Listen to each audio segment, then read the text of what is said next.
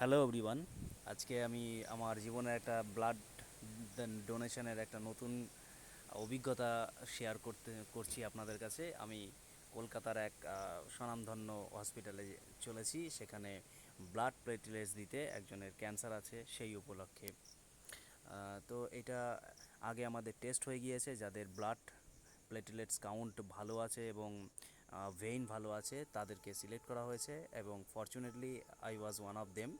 তো আমি প্রায় চলে এসেছি। আর এটা অ্যাফেরেসিস একটা প্রসেস আছে, একটা মেশিন, তার মধ্য দিয়ে ব্লাড লাল রক্তটা নেয় এবং আবার মানে লাল রক্তটা ফিরিয়ে দেয়, সেটা ছেঁকে এই ব্লাড প্লেটলেটস একটা হলুদ টাইপের একটা রক্ত, সেইটা এই যে মানে কালেক্ট করে তারা।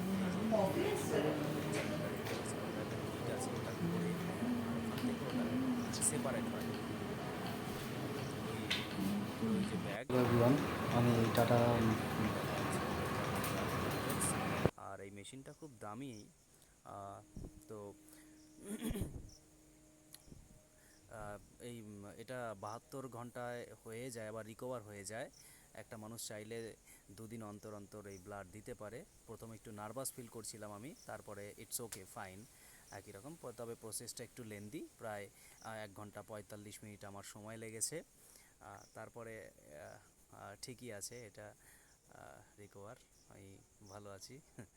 এই যে আমি, নমস্কার।